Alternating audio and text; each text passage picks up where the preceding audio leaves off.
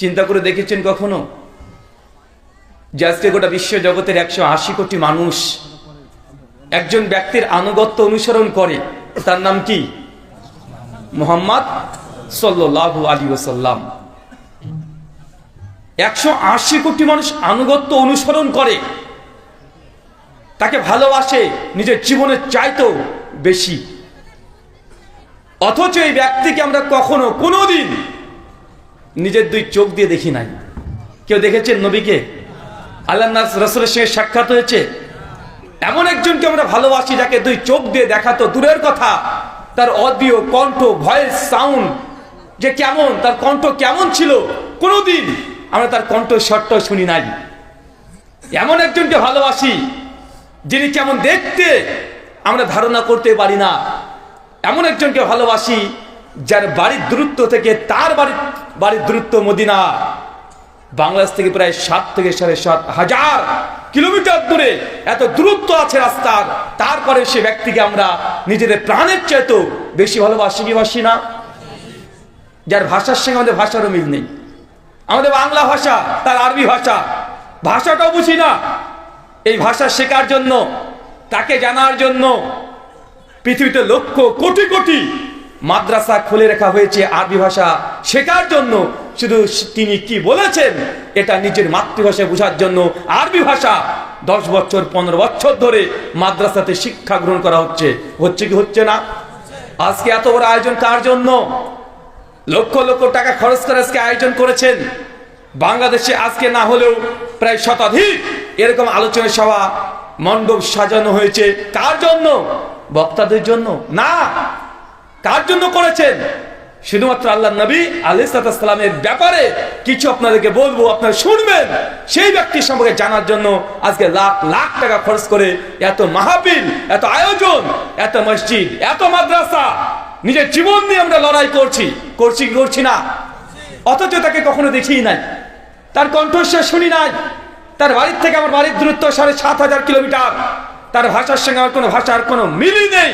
তারপরে তাকে না দেখেও একটা মানুষকে যে ভালোবাসা যায়, নিজের জীবনের চাইতেও, নিজের বাবার চাইতে, মায়ের চাইতে যে ভালোবাসা যায়, তার জ্বলন্ত দৃষ্টান্ত আজকে এত মানুষ এখানে সমাগম হয়েছেন, তাকে ভালোবাসেন। এই জন্যই দুনিয়াতে মানুষ কেন ভালোবাসে? আপনি আপনার স্ত্রীকে ভালোবাসেন বা আপনি আপনার গার্লফ্রেন্ডকে ভালোবাসেন কেন?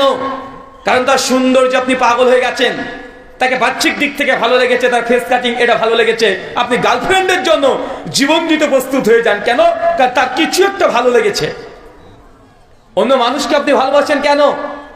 হতে পারে আপনার বিপদের সময় সে আপনাকে সাহায্য করেছে, আপনার পেছনে এমন ভাবে খুঁটির মতো দাঁড়িয়েছিল যে আপনাকে সহযোগিতা করেছে। এই জন্য তার যে দয়া, এই দয়ার কারণে আপনি সেই মানুষটাকে ভালোবাসেন। আপনি একজন বন্ধু নির্বাচন করেছেন কেন? কারণ আপনার মনের সঙ্গে তার মন একদম মিলে গেছে, মানে দুজন একই ধরনের চিন্তা চেতনা নিয়ে আপনি চলেন। এই জন্য একজন মানুষকে দুনিয়াতে আপনি বন্ধু বানান। কিন্তু আমরা নবী আলাইহিস সালাম যাকে ভালোবাসি, তার সঙ্গে কোনো একটা রিলেশন আমাদের আছে? কোনো রিলেশন নেই। আমাদেরকে টাকা দিয়েছে? কেউ বলেছে যে যদি ইসলাম গ্রহণ করে তুমি 1 কোটি টাকা পাবে? বলেছে না। আল্লাহ নবী কি তার সম্পত্তি আমাদের নামে লিখে দিয়ে গেছে? তাও তো করে নাই। তাকে কেমন সচক্ষে দেখেছি? তাও দেখি নাই। কিন্তু তারপরেও আমাদের নবীর বিরুদ্ধে কেউ যদি একটা কটু মন্তব্য করে, বাজে শব্দ বলে, তারপরেও মুসলিমদের হৃদয় থেকে রক্তক্ষরণ হয় কি হয় না? নিজের বাবাকে কেউ কিছু বলে দিলে, মাকে কিছু বলে দিলে যতটা না অন্তরে দুঃখ কষ্ট বেদনা পায়, তার চাইতে নবীর বিরুদ্ধে একটা বাজে শব্দ বললে আমাদের ব্রেন, আমাদের মাথা, মস্তিষ্ক এটা নিতে পারে না। গোটা শরীর টকবক করে জ্বলে। জ্বলে কি জ্বলে না? এটা হচ্ছে প্রকৃত ভালোবাসা। না দেখেও ভালোবাসা যায়। তার দৃষ্টান্ত আপনারা, তার দৃষ্টান্ত আমরা। কত সৌভাগ্যবান বলেন তো? আবু বকর রাদিয়াল্লাহু তাআলা আনহু নবীর পিছনে সালাত আদায় করেছেন। ওসমান, আলী বিন আবি তালেব, আবু হুরায়রা, জাবের বিন আব্দুল্লাহ, নবীর 11 জন স্ত্রী তার সঙ্গে সর্বদা সব সময় ছিলেন। সুখের সময়, দুঃখের সময়, হাসি, আনন্দ, কষ্ট, ক্লান্তি, মৃত্যু পর্যন্ত নবীর যখন হয়েছে, সমস্ত সাহাবীরা আল্লাহ নবীর পাশে দাঁড়িয়েছিলেন। তারা কত সৌভাগ্যবান। অথচ আমরা তাকে না দেখে আমরা বিশ্বাস করছি। 1400 বছর হয়ে গেল। কত বছর? প্রায় 1450 বছর। অনেক মানুষের মধ্যে একটা আকাঙ্ক্ষা হয়, যদি সত্যি আমি নবীর সঙ্গে থাকতাম কতই না ভালো হতো, বা একটা আশা কাজ করে না যে নবীর সঙ্গে থাকতাম, সেই সময় জন্মগ্রহণ করতাম, তাহলে আমি ইসলাম গ্রহণ তো করতাম, আমি নবীর পেছনে সালাত আদায় করতাম, নবীর কোরআন পাঠ আমি শুনতাম, নবীর সঙ্গে আমি হিজরত করতাম, মক্কা থেকে মদিনায় চলে যেতাম, নবী যদি জিহাদের জন্য ডাকতো একটা সেকেন্ড আমি অপেক্ষা করতাম না, ঝাঁপিয়ে পড়তাম, নবীর জন্য আমরা জীবন দিতে রাজি। এরকম মনোভাব অনেক মানুষের আছে না নাই?